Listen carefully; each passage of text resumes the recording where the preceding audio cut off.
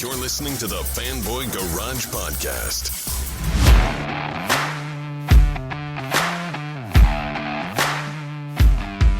And welcome to the Fanboy Garage. I'm Chris Lasanti, joined by my co-hosts, Vanessa. Hello. And Aaron Varola. Yo, what's up, folks? Welcome to episode 130 of the Fanboy Garage. Another week, another episode. Once again, we are happy to have you guys with us. Yikes, WandaVision. What the F is going on with that show? And Zack Snyder releases, how many, 15 posters? No, it's like 3 or 4. But we get a date. We get a date. Yeah, we get a date for his cut of Justice League. And there's some other rebooting shows that are going to be happening and we'll be talking about. Maybe we'll talk about Young Rock. Did you guys see that trailer? I did. Yeah. All right. So we'll talk about that. Did you, Vanessa, you caught that? No, I didn't. Oh, okay. Well, we'll get there. Oh, wait. Young Rock. Yes. Yes. But that was like a couple weeks ago. No, he just dropped a new one. I didn't see the new one. Okay. Yeah. All right. Got it. Anyways, WandaVision. Boom. Where do we start? WandaVision episode 4. This show has a very weird narrative structure because this episode basically just threw up all of the things that we've been like trying to figure out, right? It just essentially gave you like... Well, did it? Well, I mean, it gave you a lot of... you found out who the person was that was watching her, right? On that TV. You found out why they're watching her on a TV, right? You found out Monica Rambeau and that whole story. And we found out that Westview, we got a general concept of what it is. I mean, it was pretty much what their theory was. Right. The town that is, taken over, and that we learned that a lot of the people in the show are real people, right? Yeah. That are trapped there, or in some cases, right? And in some cases, totally. not probably. You found out who the voice was that was speaking to, which again, we kind of figured that's who it was, but we got our confirmation. We saw a lot of the, what led to some of the stuff that we had seen up until this point. It doesn't give us ultimate answers. Obviously, It's only the 4th episode of a 9-episode series. So we still have a lot of learning to do, but it did bring us up to speed very rapidly. And it's interesting. I've never really seen a show like this where you don't get like little bits of these things as like in each episode, where you just kind of get 3 episodes where little things are teased and you get little glimpses of things, but then like you have an entire episode that is set outside of like there was no sitcom other than the little things you saw, like which we, them watch on the TV, stuff that we had already seen before in some cases, and some new stuff too, additions. There wasn't a lot of that. This was an all taking place in reality, or whatever you want to call it. Just a very unusual episode to a very unusual show. It in the context of where they're going. I mean, we saw the return of Kat Dennings, Darcy, and some of that was cool. This was a fun episode of the show, no doubt. And I'm just I wonder, now that we have this and we kind of know about Monica Rambeau, we know about some of these things and what's happening and all of that. Like, do we now start to split these episodes? Are you going to get like bits and pieces of the sitcom? Because we know that they're going to do the 80s, the 90s, and the 2000s too, right? So are we going to be getting bits and pieces of sitcom with this stuff now? Or are we going to go back and forth? Or are there going to be like a couple? I think it's going to be like episodes? them watching the show, right? So it's like it may do one of those things where it shows us like we're in the show and then it pulls out and people are watching them like they're in the show. This was the episode that rewarded you for your patience, right? Because we've had 3 episodes before this. We followed so closely and you got these little bits and pieces, but you were always left wanting a lot more. at the end of each episode. And I think it was brilliant for them to then just give us like a full episode of like relief, you know, and know that the audience like needed that to continue with the story. And it was just so satisfying. And like, let's talk about that beginning. Yo, when she comes back, she materializes. Oh my God. I was like, I screamed at the TV. I was like, I effing love this show. I like pause it and I'm like, holy shit, they're doing this. Like, I can't even. Here's a funny thing. Like, we've seen it before. So, but they played it for laughs. So like in Spider-Man Far From Home, they talk about the blip and like the marching band is out there and then all of a sudden players kind of pop up and, you know, they bump into each other, but they just kind of like pop up, you know what I mean? They just rematerialize like that. But this whole like the ashes thing coming back. And at first I didn't know what was going on. I'm like, wait a second, where are we again? Like I had to reorient myself with the show. And then when she comes out the hospital and everybody's popping back, I'm like, oh, wow, we are doing it for real, you know? And then just utter panic. And it was a different, you know, because we see it happen in Endgame. Yeah. And it's just like, you know, they hear the birds and then people's phones start ringing and Hawkeye's wife calls them and all of that stuff. But it didn't carry any weight. It was like, oh yeah, everyone's back. That's so cool. But we have to remember 5 years has passed. A lot of things have changed. And all of a sudden people are popping up in a hospital and people have no idea what's happening. I loved the way it was shot and I love the perspective of it too, because we've seen, you know, either people what do you call it? Like dissolving, I guess, right? Yeah. In the initial, it's like it was all these quiet moments. I'm going to try and explain it. It was all these like kind of like individual, like heartfelt, like quiet moments. Right. Mm-hmm. And then now we just get a whole different perspective of them coming back, but it's in a chaotic, like hospital setting. And I just loved the camera angles going through as people are bumping into each other. You have someone being rolled away in like the gurney thing as his hand is like forming again. And I just thought the composition of that scene was really well done. Yeah. Like she runs past rooms and like a body materializes next to a bed and someone pops up looking like, what, who are you? Yes. What are you doing here? You know, that scene was just, it was choreographed really well. It was really, really exciting to see that. You know, obviously Monica comes to and finds out that her mother had passed away after fighting cancer twice. So she loses the second round. And then, you know, we're thrust into it. At that point, when they thrust us into Sword and she's reconnecting with that for a hot second, I felt like I was in an episode of Agents of S.H.I.E.L.D. Yes. For a quick second, because I was like, this guy's like deputy, whatever director. I'm like, I don't know, you're not making me I'm like, I'm not feeling too good about this part. And then when they like jump her in and she meets Jimmy Woo, that's where the show just hits overdrive.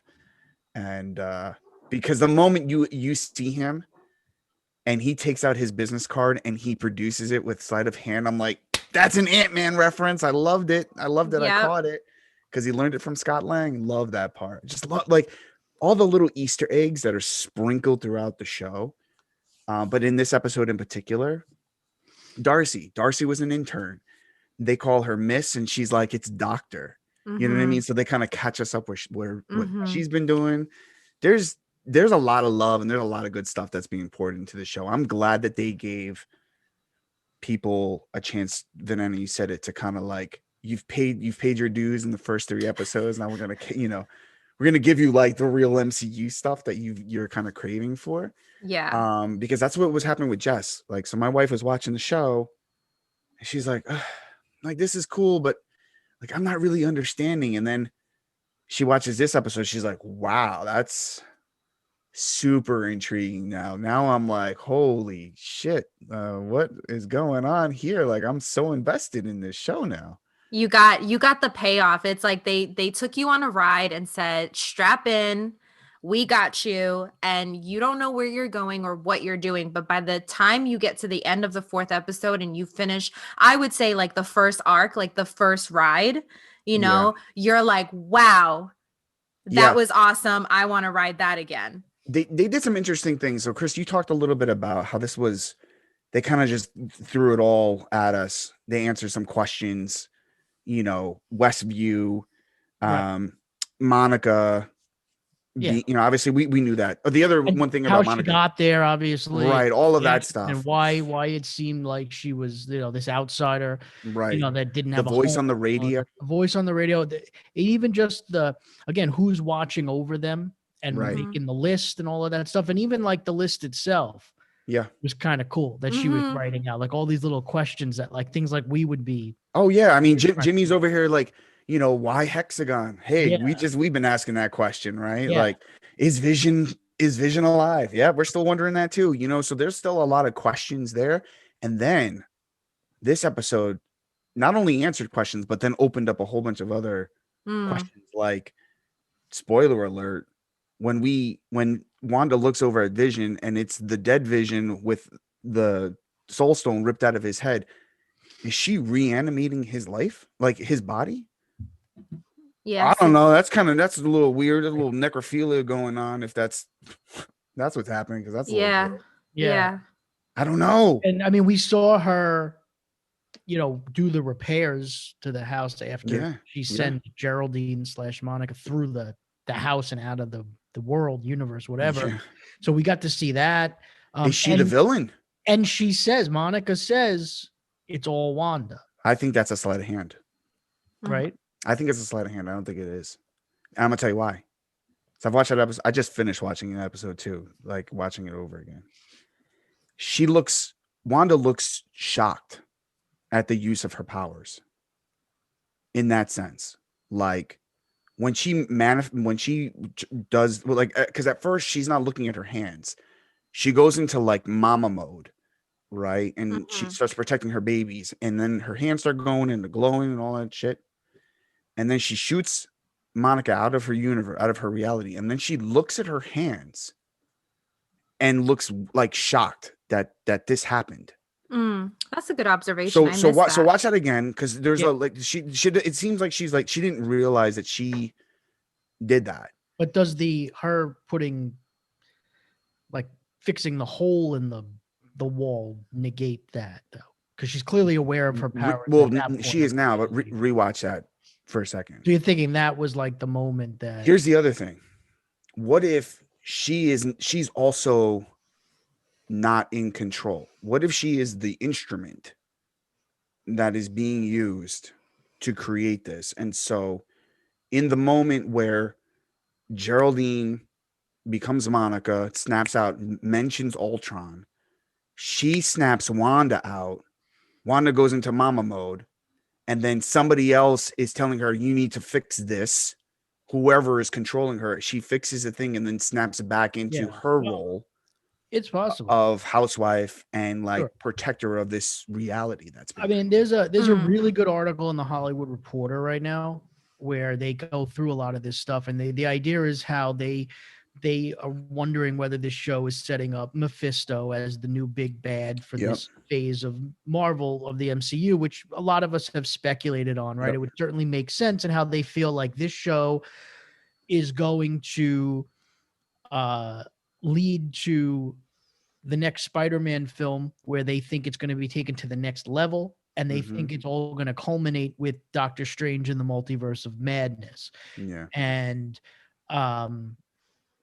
where we know Scarlet Witch is going to play a big role in that movie. And obviously multiverse is right in the title of the movie. And we know Doctor Strange is going to play a role right in the next Spider-Man film and all of that stuff. So that makes sense. But they get into connecting with like how the number 6 is so important to this show, the hexagon, the use of, and how they find all these little uses of the number 6. And obviously they believe that ties into Mephisto, essentially like the devil. Right.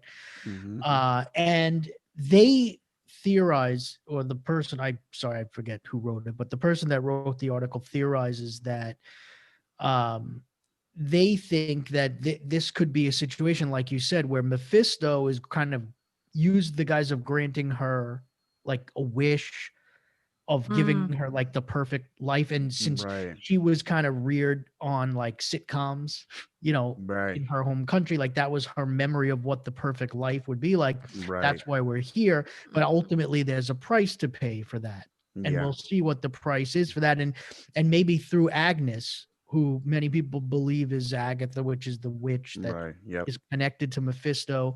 That's how all of this is going to be brought together and all that stuff. And it's really cool stuff. And they even mentioned like we don't want to get too lost, as in the show, you know, and starting to like put all these things together because and which is something I mentioned in a couple of episodes ago about like a show like this where you want to try not to get too deep into some of these things because you don't want to set yourself up for disappointment. But I do think that it's I do think that's a direction that we're probably headed in. So all of that would make sense that she's not fully in control. Well, she's not in the type of control that we think she's in. And I mean, she says it all like, I've got it all under control, right? Like she says this to Vision, and then Vision like has this worried look on his face. Matter of fact, throughout the rest of that episode, so when she walks away, you see his wheels turning and he looks, and then he puts the smile on his face and goes down. And then when he sits down next to her on the couch, he looks scared. Like he looks scared, and then it's like, okay, yep, the show's back on. Da da da, you know, and so there's, oh my God, like the subtleties and the nuances throughout the show. So good.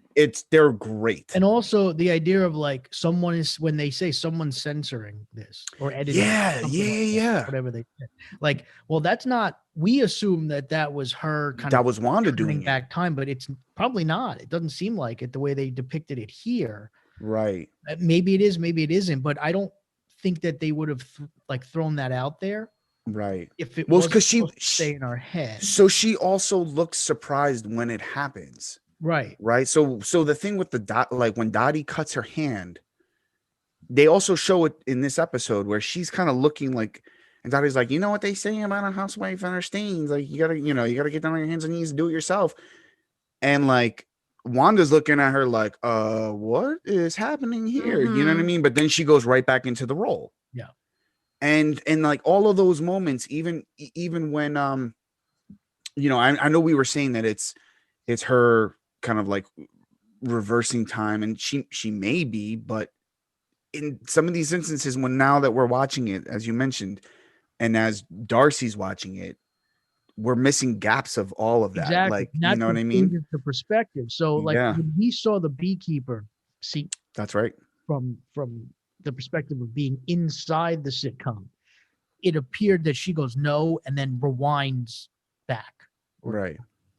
But watching it from Darcy's perspective, she says no, and then like it just cuts. Right. So we don't know what happened to that guy. Right. Something is doing that. Like, I mean, and that's where this show, like, why is this a television show? Why is it a broadcast signal, right? That can be picked up on old school tube television sets, like stuff like that. Like, and what is somebody manipulating this further? Because we don't see her at any point, even in the sitcom universe. When she says no in that scene, we don't see her do anything to rewind things back, right? She just says no, and boom, things go backwards. So that's what starts to make you think that maybe somebody else is overlooking this, and is manipulating this further. So, well, I guess we'll see. I mean, we have only a couple of episodes left. Well, you have 3 episodes of sitcom, what I'll say sitcom left, because we have the 80s, 90s, and 2000s.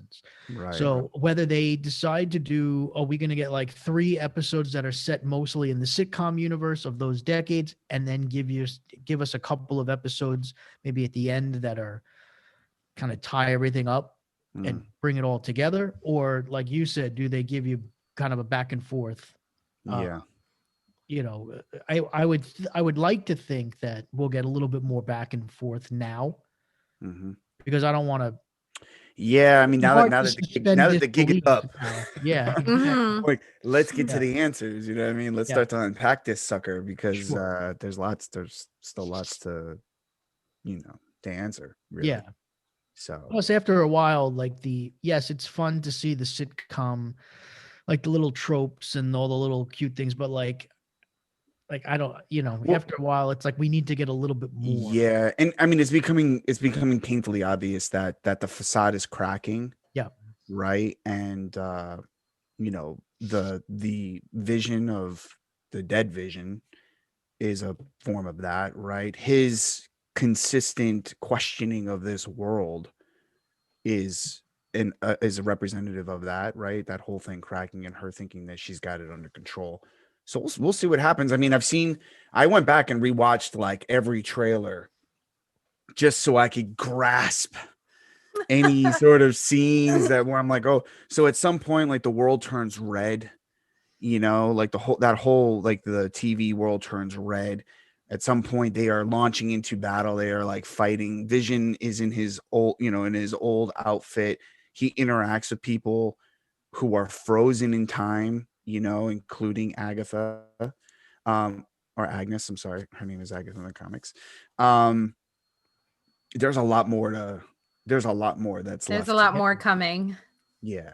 So. Oh, and I forgot, I left out one piece to that too. That was in the Variety the Hollywood Reporter article, which is that, connecting to, they're thinking too, like this and the Loki show.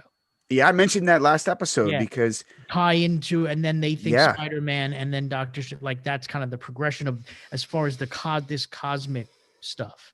Yeah. So, and I'll reiterate it, but in the Loki trailer, there's a scene where Loki looks like he's in a church and he's standing next to a little girl, but behind her on stained glass is a red figure who looks like Mephisto sitting on a throne. Mm-hmm. Right, you said that. Yeah. Yeah. So for all And of it all those who makes are sense. I mean, look, watching, Mephisto's listening. tied into Silver Surfer.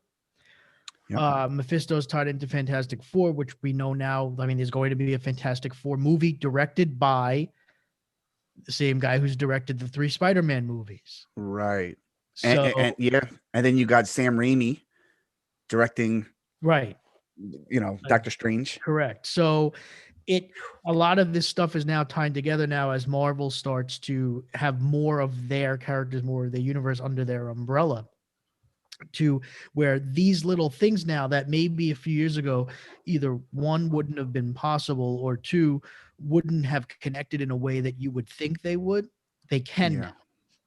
Oh my God. Can you imagine her like just cracking open the universe and like the Fox X-Men come out and she's like, Listen, Quicksilver comes out and she's like, wait a second, you're not my brother. Yeah, that might be a little extreme, but what? I'd lose my mind. I'd be like, this isn't happening. You just erase it. I don't want it anymore. We're done. Oh my gosh, Dark Phoenix was so bad. I didn't see that. No, you didn't see it? Thank the Lord. Well, honestly, because so bad. Yeah, I was like, although okay, it is a way to reintroduce the X-Men without having to worry about touching that. Yeah, I mean, and how you can have Deadpool dropped into 100%. you. Yeah. There's there's a couple of other interesting Easter eggs that I'll just drop on you guys real quick. So one thing is about the Vision himself and his super speed. He doesn't actually have super speed in the movies or in the comics. And so they're saying that this Vision in her reality is a amalgamation of Vision and Quicksilver and her brother. That makes sense. How about that Easter egg? I didn't think it. Yeah. Yes. Oh, there was another one. Damn it, I forgot it. It'll come back to me later, or maybe next. The thing is, and I think because of the fact that Age of Ultron is almost like a forgotten movie. It's which actually is weird to say. super underrated. Yeah. Right, the fact that it made a lot of money and it was the follow up to what was at the time like the biggest thing ever. It does get forgotten about though now because it was at the time it was kind of more of like a standalone story. Mm-hmm. Right. Whereas like Avengers, the first one was like the culmination of this phase. Right. And whereas Infinity War and Endgame were the culmination to that entire 10-year saga. Mm-hmm. Age of Ultron was just like, it was there. It was the second Avengers movie, right? And it didn't, but so it's easy to forget, especially because we haven't seen a Scarlet Witch solo film, that, you know, her brother died. Yeah. And like, we haven't really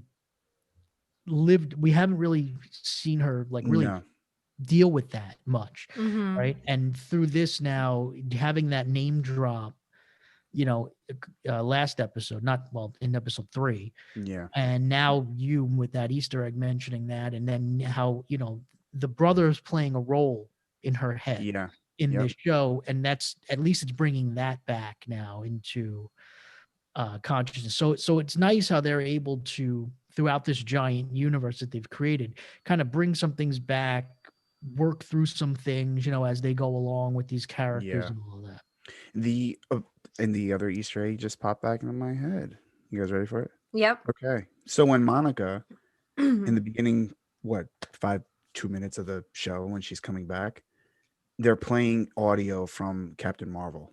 And it's a conversation that she's had with Captain Marvel when they're sitting on the steps.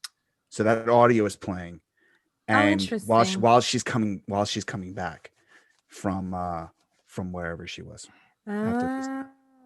So another little nugget for you. Yeah, and there's so much more. That happened so quickly. Yeah, that audio in the beginning that I didn't catch and it. It's hazy. It's really fuzzy. It wasn't meant for you to really hear it, but it just goes to. No, I was gonna say the attention to detail, and this is the thing you took the words right out of my mouth. That I appreciate about this show, and it is a reminder to me about the Marvel way. I'm not gonna say formula because that has a very negative connotation, but the way that they construct their universe, they put so much attention to bringing those little moments in that connect it to something else, right? Like it's a web of connectivity, and you have to remember, they want you to remember that character is coming from somewhere else, that's a character you've met before, right? Again, Jimmy Choo's little, like, I say Jimmy Choo, but isn't that a shoe company? Yeah, it is. Is that his name? Jimmy Choo? No, Jimmy Woo. Jimmy Woo, sorry. Anyways, when he does a little card trick, Ant-Man, you know what I mean? Like, there's so many little beats in there. You know, you see all that. So I mean, say in Captain Marvel, Monica Rambeau is a little girl, right? And her mom is Maria, is the kind of the adult Rambeau Photon in that movie, right? So, but you know that when they made that movie, that they realized that adult Monica Rambeau was going to play a role at some point, probably in WandaVision, and then we know she's going to be in Captain Marvel too. So like they have these things planned out. That's why at this point, I don't want to say it was always like this, because we know that the MCU didn't start out exactly like this, right? There were certain things that kind of just were coincidence and happened by accident. But at this point, because they're looking so long term, most things don't just happen by coincidence, right? They didn't just throw in a little girl in the movie named Monica, whose mom happens to be named Maria Rambeau, just because, like, oh, Monica Rambeau, she's a character in the comics. Like and this stuff is all going to connect eventually, and that's pretty sweet that happens. I gotta say, it's a little distracting when they keep on saying Rambo. I'm like, stop saying that name. Just call her Monica. It's like, one Rambo. There can be only one. It's, it's smart, and they don't waste any space, which I think audiences like us, like, we really appreciate it. And it's fun hearing about these Easter eggs, that you're mentioning, Aaron, because if you don't know, it doesn't ruin your time. It doesn't ruin your story. But when you do find out about these things and you put them together, it's exciting. It's like having fun outside of actually watching the show, and you relive it all over again. It's like I said, there's a lot of love that's being poured into that show. There's a lot of attention that most people you might overlook it, right?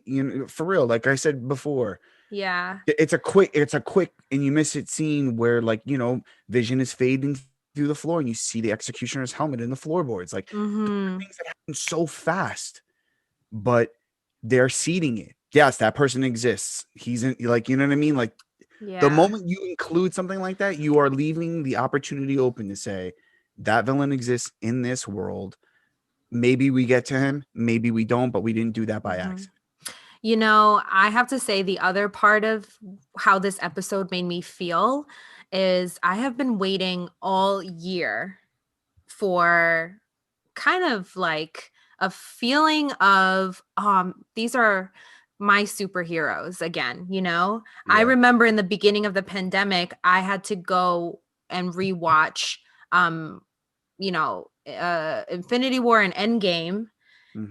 Especially the scene where they all come together, you know, and like that portal opens up and all the heroes like walk through, because I needed to experience that positivity and like that electricity of like, yes, we're gonna win, right? Like the people, the good guys are winning, and the people I'm rooting for are gonna make the world okay again. And as silly as that sounds, it might sound a little bit childish, but I think that's like, we all can relate to that and we all feel like that. And we haven't had that. Like, I thought Wonder Woman was going to be that moment, right? No, it wasn't. Epic disappointment. Didn't make me feel a thing. However, this last episode, we didn't even really see anything spectacular per se, right?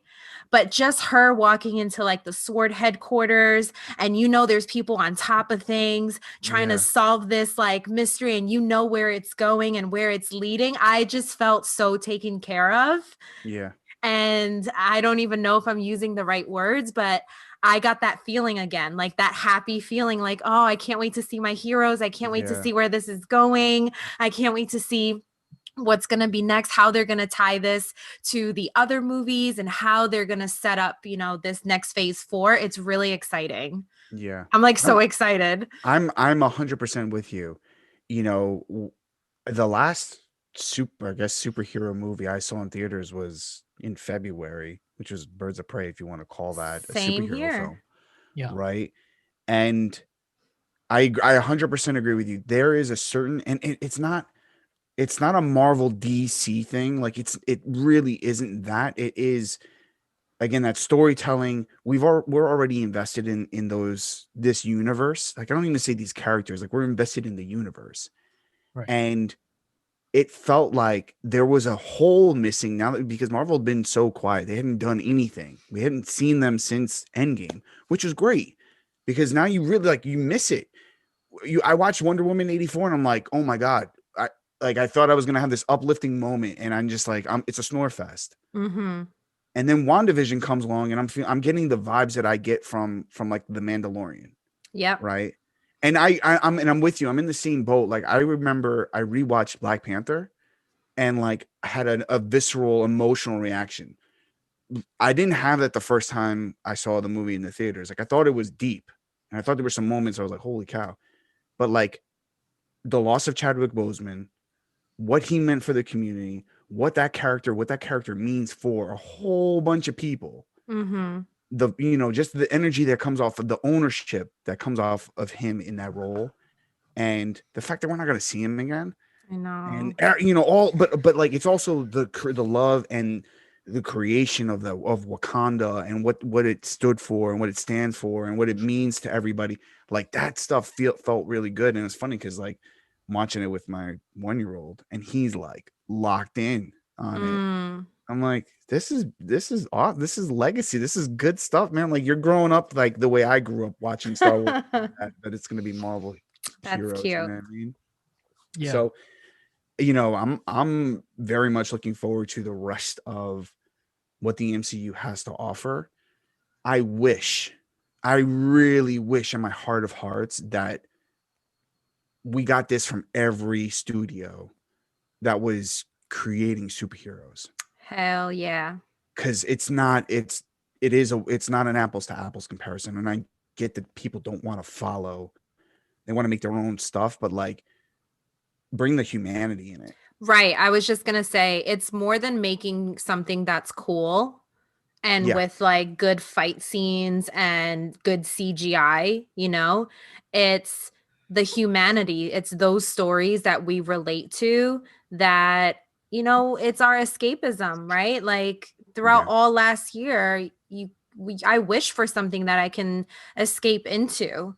And Marvel has created this universe that's been so visceral to all of us, and also had that connected thread throughout. So it's easy to hang on, compared to some other studios where the threads are a little bit disjointed, but they got whatever their formula is, whatever they do, they got it down packed. Like we are on that string, we're on that conveyor belt, and we were missing that this whole entire year that they were quiet. It was like, it was like a void in your heart, like a hole. And finally this last episode, I got the tingles and I just got super excited again. Yeah. And it's just so cool. It's funny. I get where you're both coming from on this, and while I'm enjoying this show, I'm not getting any of that. No. Like I'm enjoying it for different reasons. Like I'm not, there's nothing superhero about this show at all.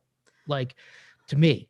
But like I'm enjoying it as really quirky, cool television for now. Yeah. I mean, I think it eventually will morph into something else and lead to something bigger. But I think that I am ready for superheroes again. Mandalorian helped, not that that's superheroes, but like again, I was disappointed with Wonder Woman 84, just like you guys were. But when I was not super pumped for this phase of Marvel. Like I'm just like, all right, it's gonna be, we'll see what happens. Like Spider-Man, you guys still got it. Shang-Chi, all right, okay, let's see what you're coming. But yeah, Eternals does nothing for me, at least as a concept. We'll see.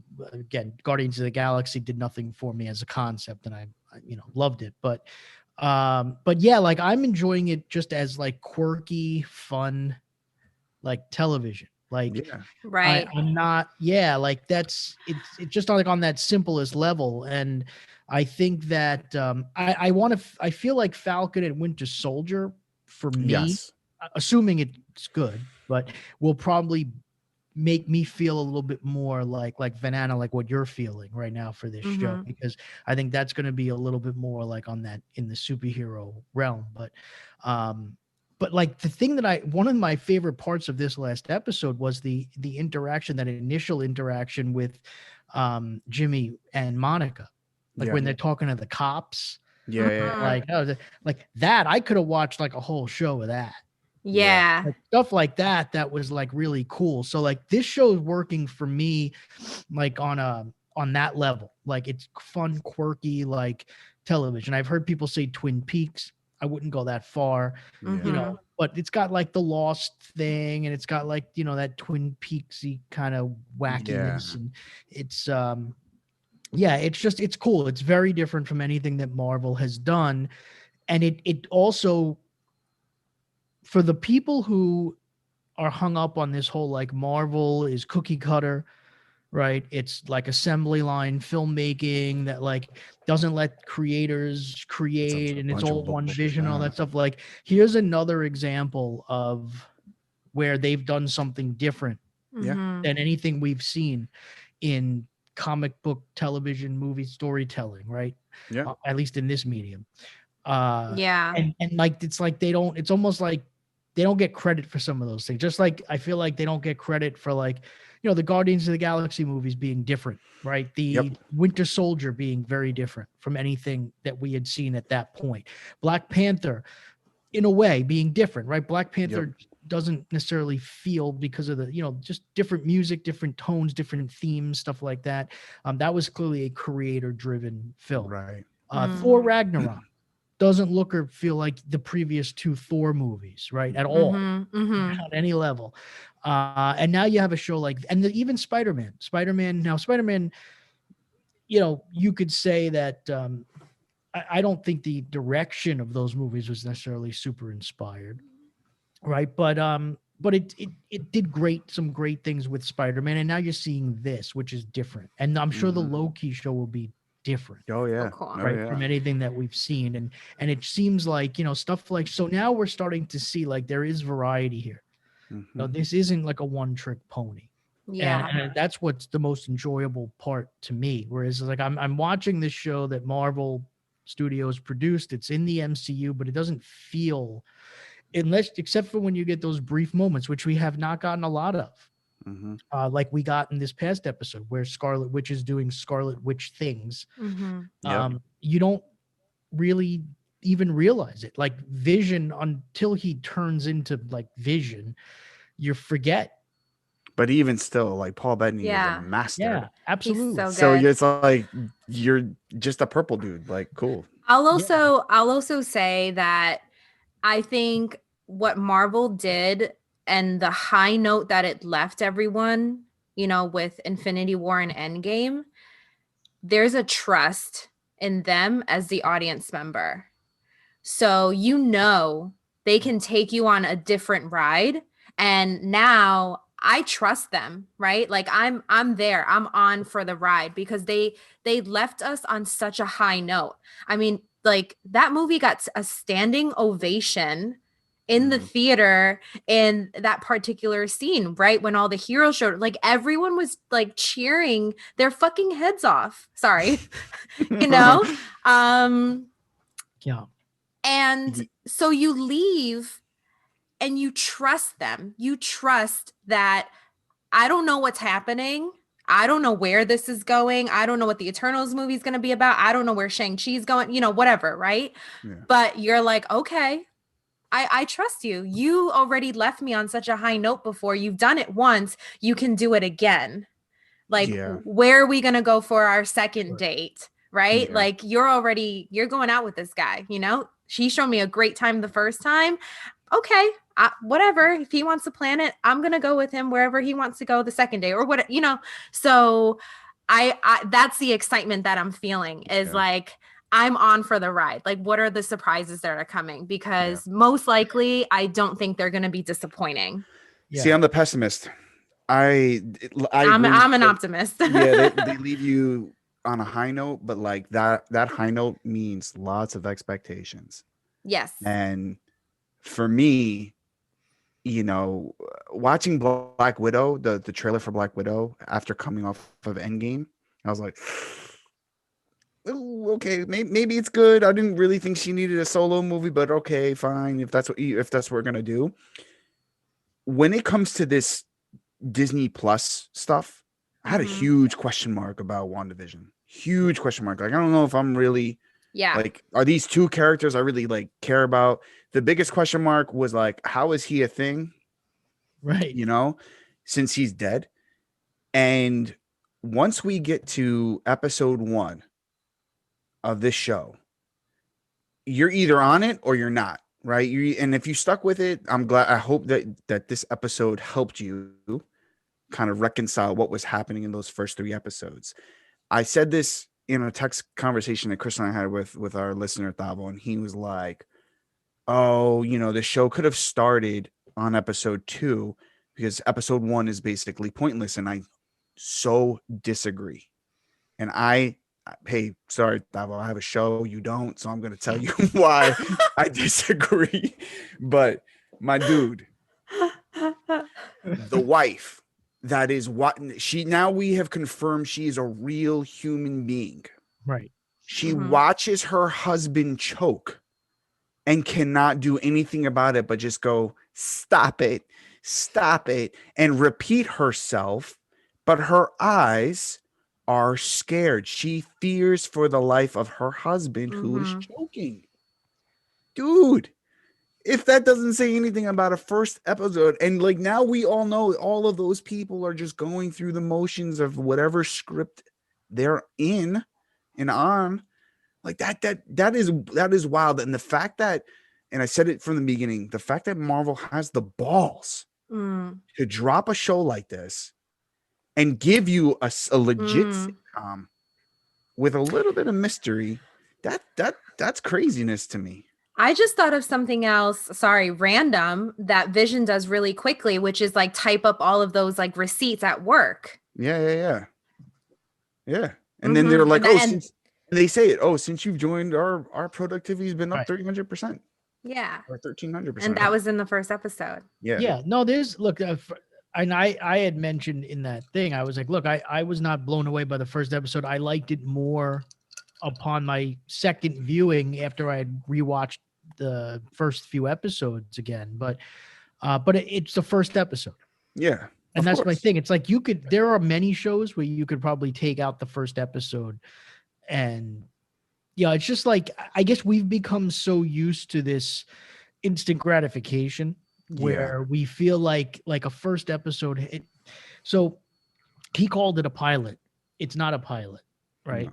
The pilot is an episode of a show that is used to essentially sell a show. So you've got to reveal a lot in a pilot. A pilot needs to essentially establish the entire premise of the show, and it needs to give you an arc throughout the episode, and it needs to end in a way that if it doesn't go anywhere, it has an ending, but it also sets up the future, right? Yes, it is not a pilot.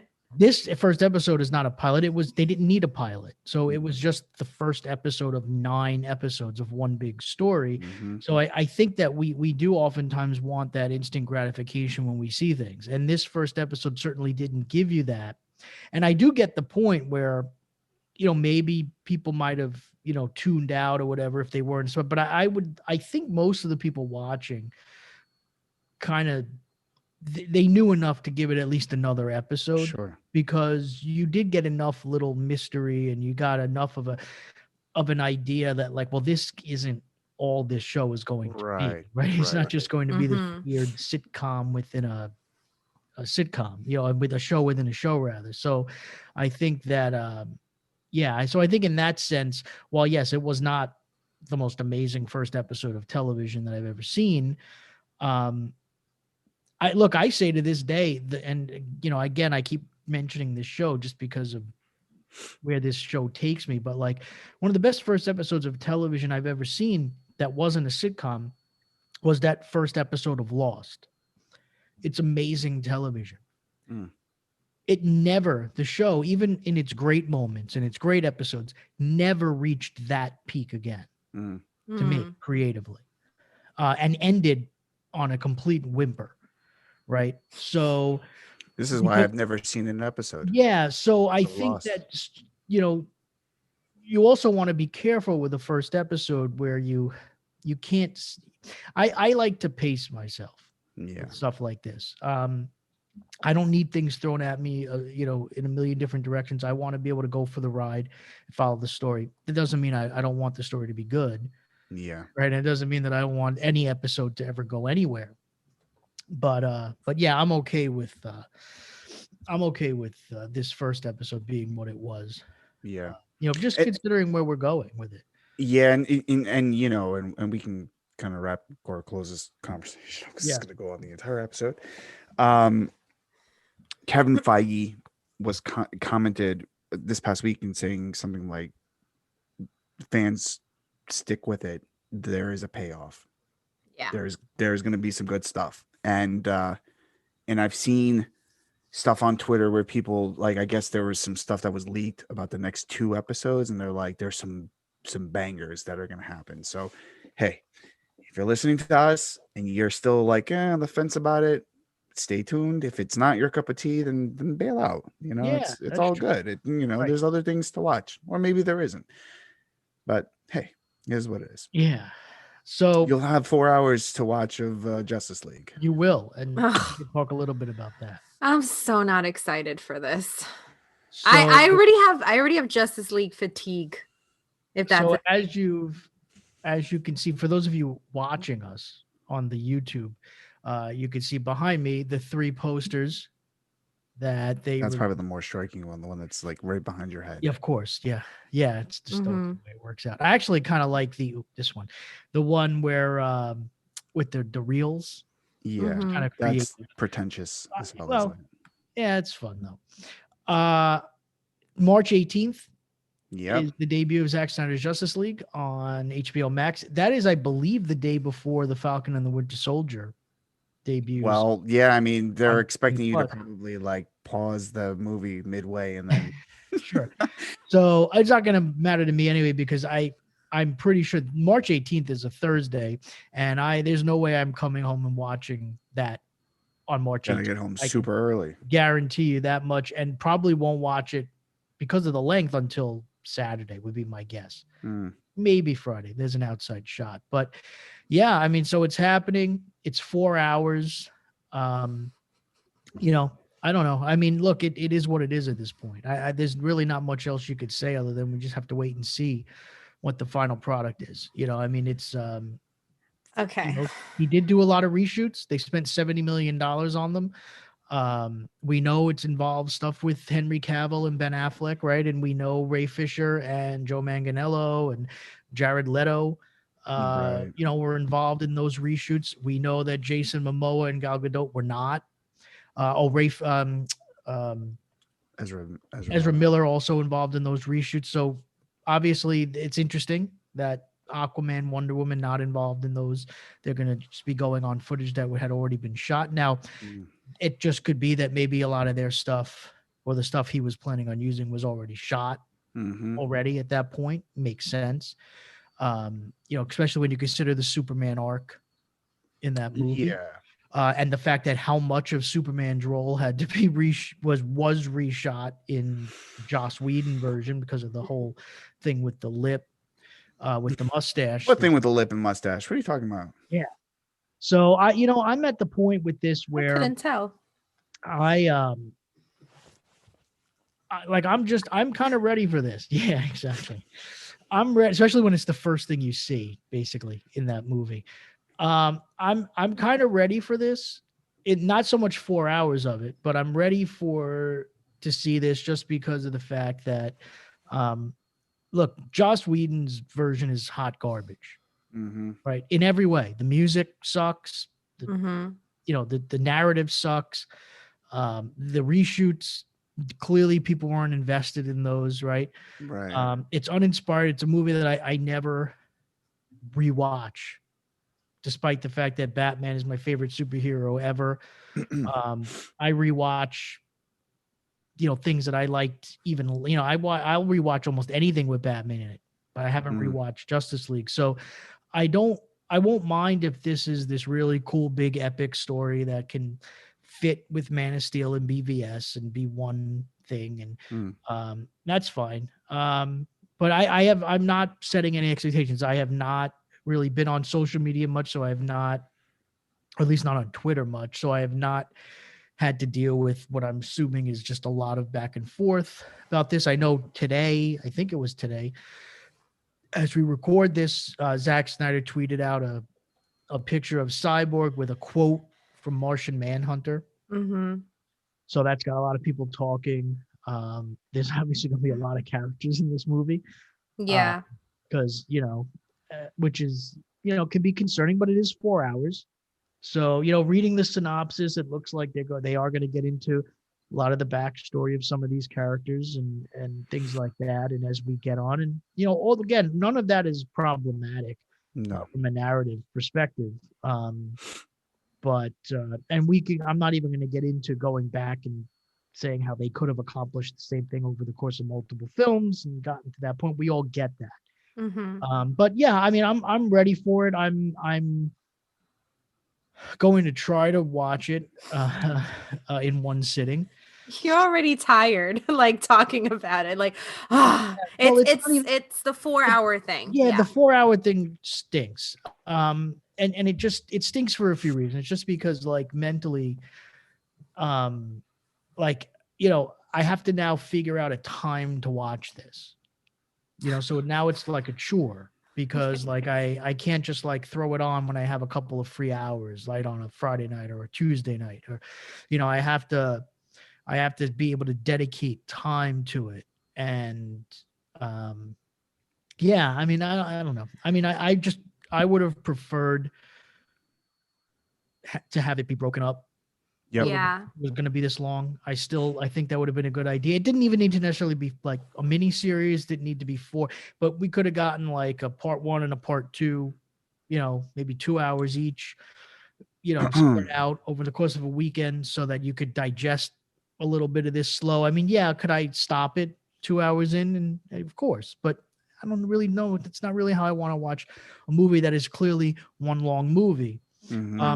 Unless it's set up in a way that allows for that.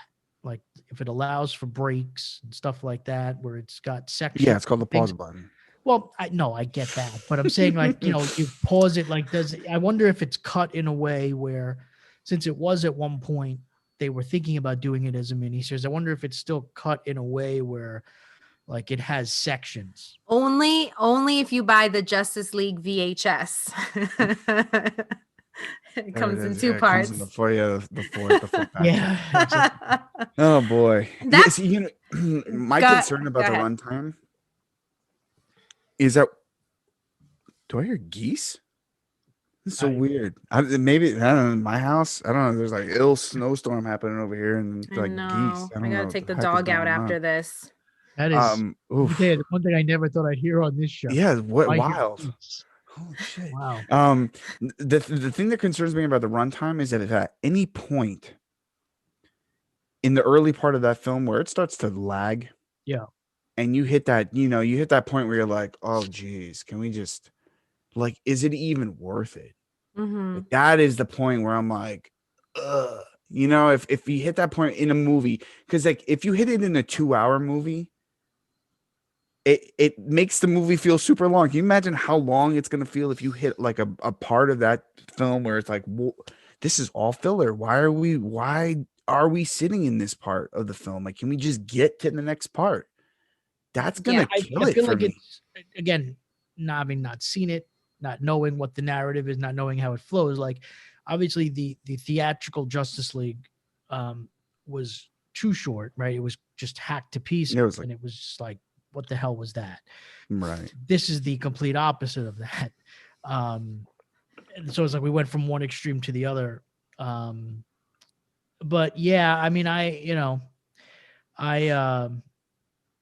just think, it's just unfortunate. I think it's like it makes it difficult. It makes it difficult to focus. Like, I don't want to have to like be on my phone or doing other things or whatever. Like, I really want to kind of be able to dig into it. I feel like there's going to be a lot to it. And I'm also curious to see if if it is going to lead to other things, whatever that may be. Again, like that's that question. Like, I know that they said it's going to be its own separate universe, and this is like this exists in a cul-de-sac and all of that stuff. But like, I don't know. I feel like $70 million is a lot to invest in reshoots for a film that, it's not gonna have any. That's it. It's just like a one and done. I guess. I guess that kind of, you could do that, but I don't know. Yeah, I think the pictures that he tweeted earlier today, they also look like really terrible quality. With like the hashtag on it, it's like he did it really quickly on his phone himself. I didn't even see these. Like, it's on Twitter. Yeah, this is on Zack Snyder's Twitter. Like the font and the color and I don't even know, because usually when directors will tweet an image, right?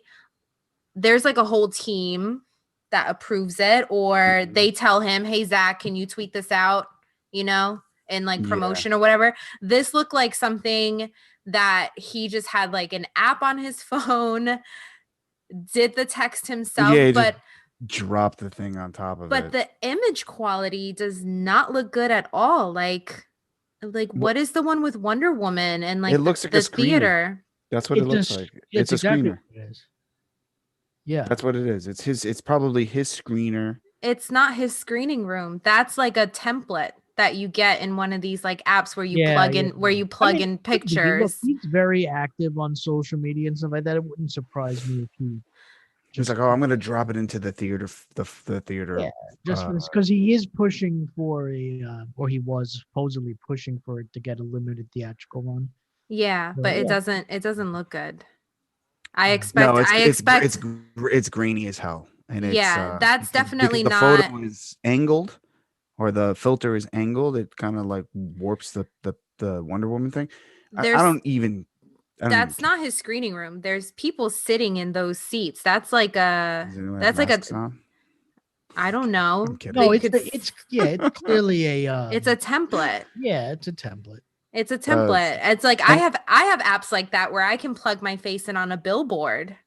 You know? Shit, I don't know. I just feel like it's a little amateur coming from him, and the anticipation for his cut, right? The funny thing is, too, the picture of Cyborg is one that was in the original trailer. Right. Mm-hmm.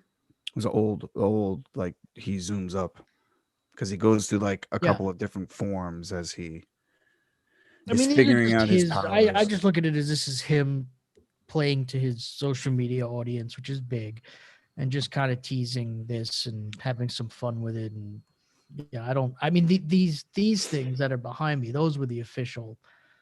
Yes. That's your stuff that was there for that. This other stuff is really, that's for his audience and his people. And it's kind of interesting to me because a lot of the imagery that he's using this round is of destruction, right? Yeah. Mm-hmm. It's of like the sort of fall of Justice League or whatever. And that wasn't always the case. Like when it was originally marketed, it was like Unite the Seven. It was like, these badasses get together to fight evil, blah, blah, blah. And it's very different.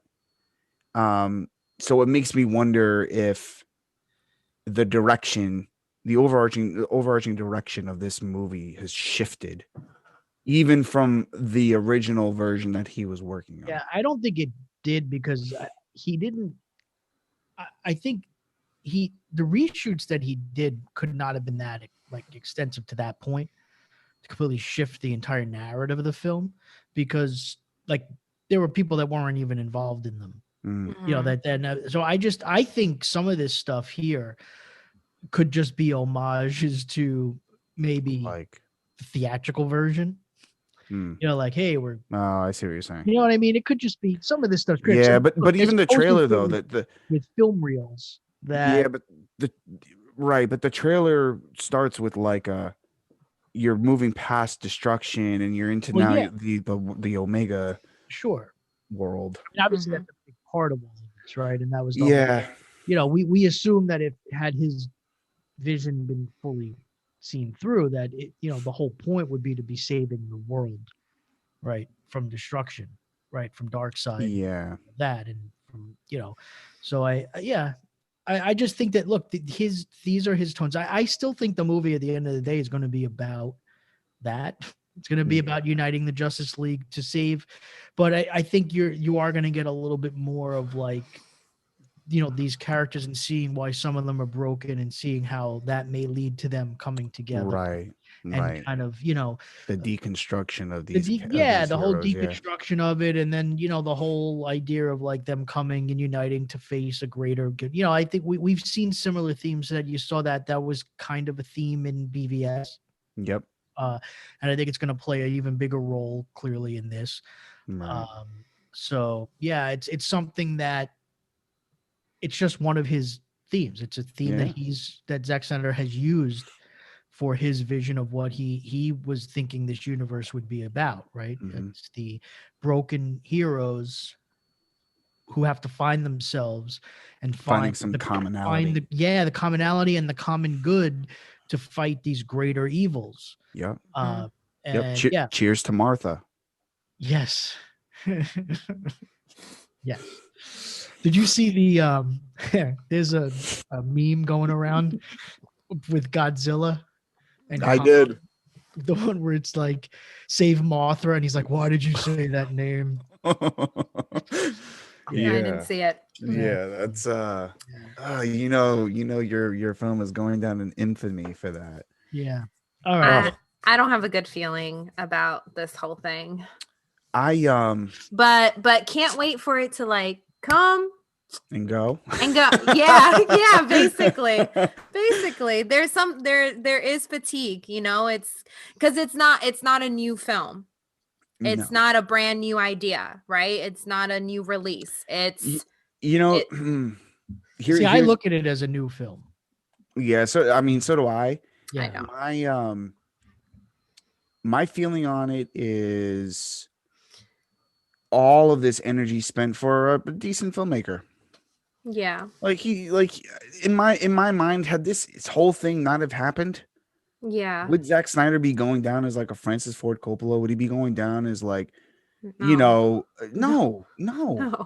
You know what I'm saying? So it's like, to me, he's made a couple of good films, decent films. Like he's stylized films. Yeah. But like, so have the Wachowskis. And they messed up too in a couple of cases, instances. They have. Right? Yeah. But I think it's just that they never had a film. They're so controversial from them in a sense. They never had a film. No, 100%. That's the thing. I mean, look, Zack Snyder, he's made some good movies. Again, Dawn of the Dead, Watchmen, 300 point exactly. Yeah, 300. 300. That's it. Well, but he hasn't made that many. And even that Owls movie was pretty cool. I mean, Sucker Punch, I haven't never seen. I have not heard great things about it. But and then Man of Steel, which I like. Right. Yeah. So BVS really to me was his big failure. But it's a divisive film. Right. To me, it's a good film. I like it for what it is. Exactly. Watchmen is divisive, I think, only because for the same reason that I don't think Watchmen is divisive because of Zack Snyder and his vision. I think Watchmen is divisive because there is a segment of that population that just never wanted Watchmen to be a movie. And there was almost no way you were going to be able to do it and please them, right? Because if you actually look at it, I mean, Watchmen is as faithful to the comic as it could be. Yes, he changed the ending, right, and rightfully so at that time, right? For the purposes of that movie. Right. But it's still fairly faithful. It's as good as you could do it, and it is stylized and all that stuff, and that's fine. But I really believe that like a lot of that backlash is mainly just because people just didn't want it to be made. And maybe for whatever reason, this guy does elicit some of that. Like people just don't like him for whatever reason. As a filmmaker, not as a human being. Yeah. Some people don't like him as a person. That I haven't figured out why. I don't get it. But he as a filmmaker, because he is stylized. Yeah. So we don't know though what but to me his output has been more good than bad as a director. And he's done some things that were cool. I mean, what he did in Dawn of the Dead, where you take an unnecessary remake of a classic film, was great because he did the running zombies and all that stuff, which wound up kind of becoming a thing for a while, right? It was like a revolutionary thing at the time. Strike that. Hold on. Danny Boyle's 28 Days Later. Well, but they're not really, it's really not much of a zombie film though, right? That's more of a virus film. Depends on how you look at some stuff, right? Really? It's a little, it's a little,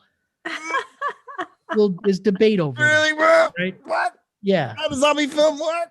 No. I mean, it is, but it's a little different.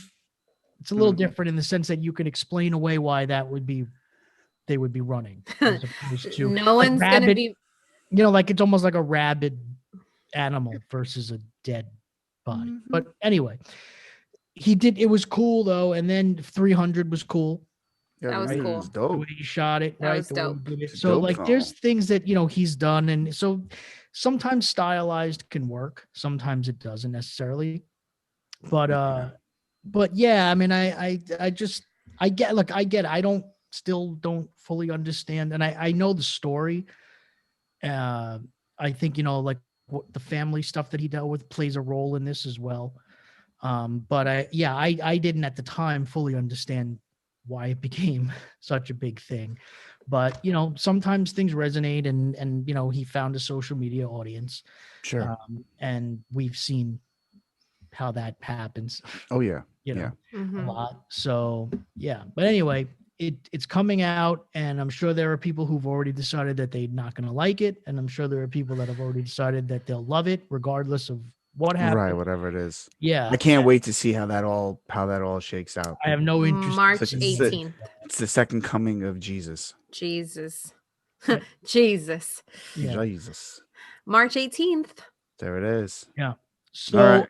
we talk a little bit about HBO Max quick, because obviously this is on HBO Max. HBO released some numbers, their fourth quarter numbers.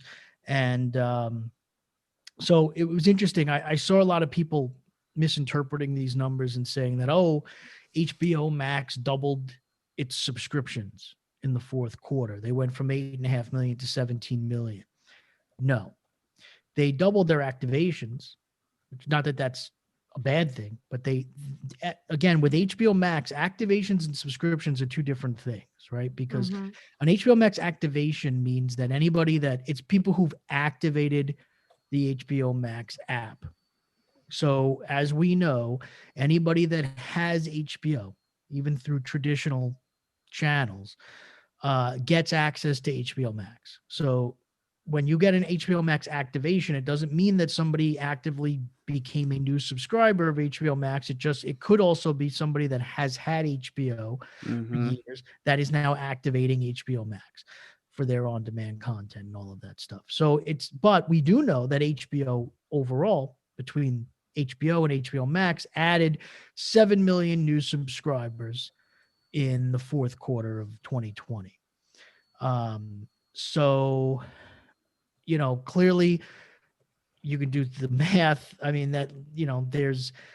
they had more new activations than they had more new total subscribers, which tells you that activation number is a combination of new subscribers and people that were reactivating it for the first time. And of course, Wonder Woman 84 is the thing that they feel is the driving force behind all of that, which is fine.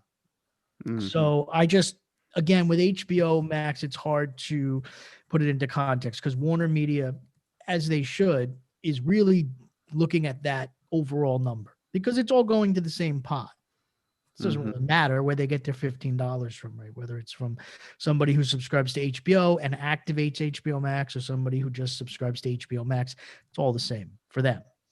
It's just hard to compare it to, and I did see the thing with the minutes, right? Like Wonder Woman 84 had the most minutes watched or whatever it was and all that stuff. But it was actually funny because based on that chart, considering Wonder Woman 84 is 2.5 hours or 2 hours and 35 minutes. Yeah, it actually meant less people watched it than sold.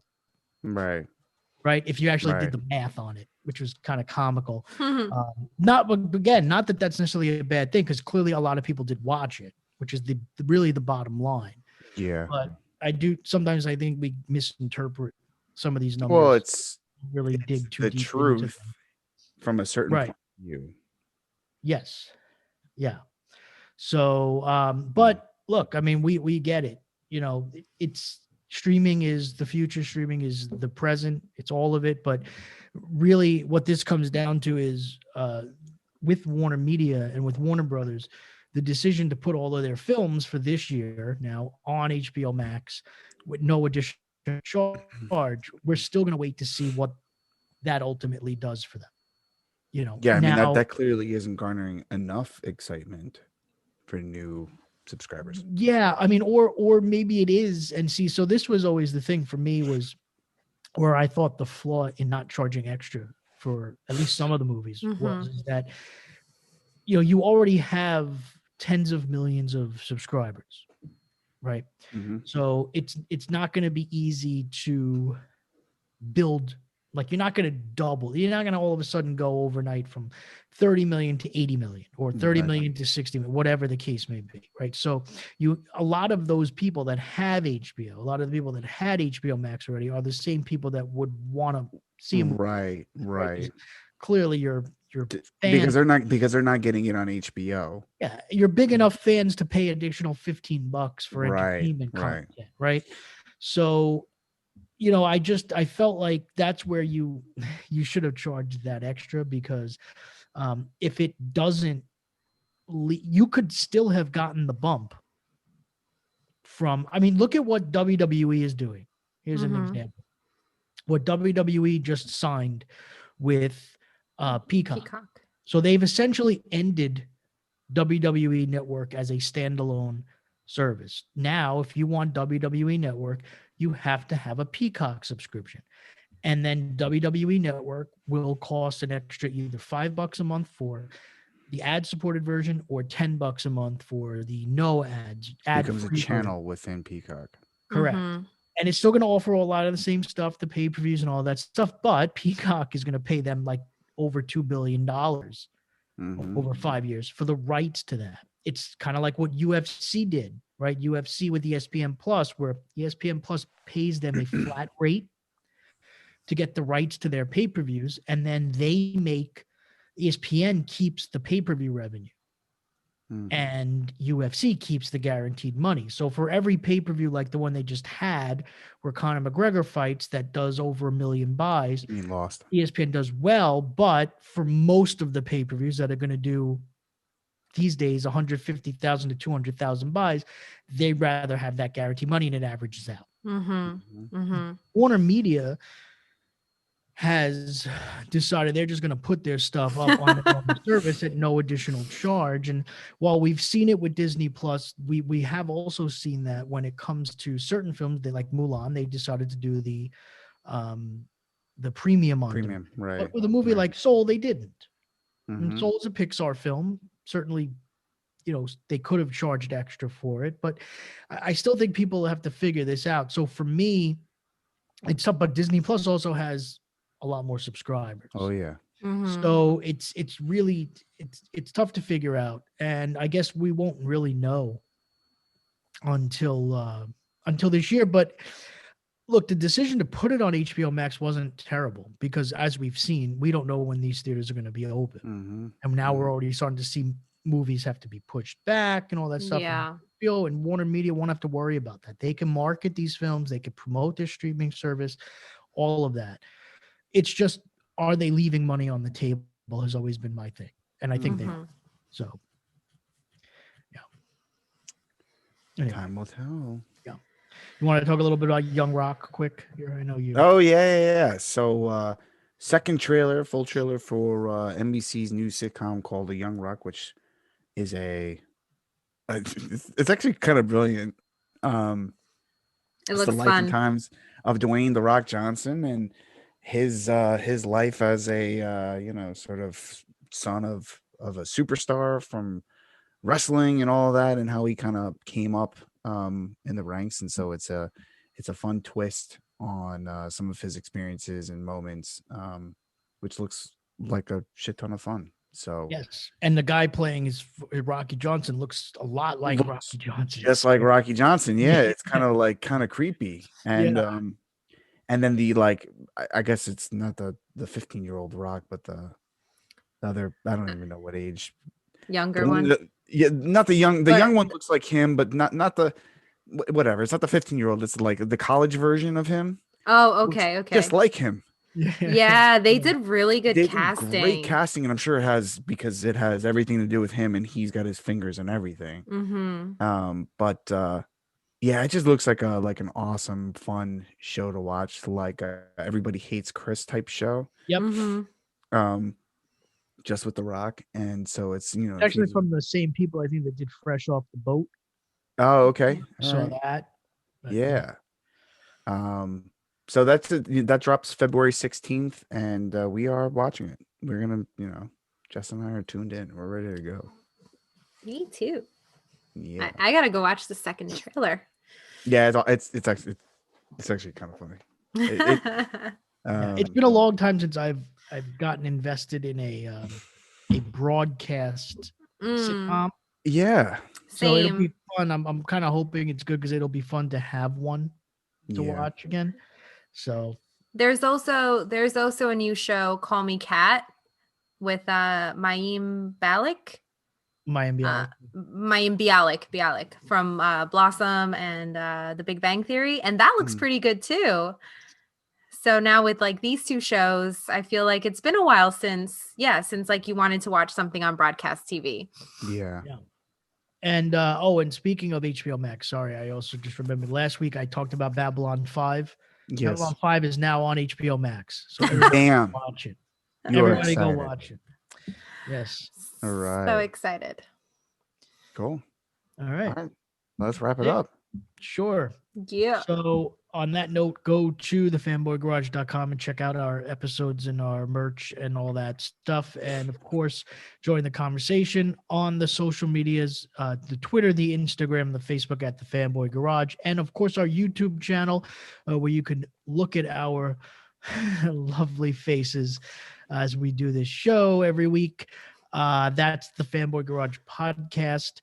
So you should subscribe to that channel and like our episodes and all that stuff. Of course, on Twitter, you can find me at RealCLmighty. And you guys can tweet me at banana_TFG. And you can find me on Twitter at AARonSpeaks. That is A_A_Ron Speaks. Once again, thank you so much for listening and checking us out on YouTube if you're watching us. This is episode 130. We are closing the show. We'll catch you guys next week. Laters. Woo-hoo.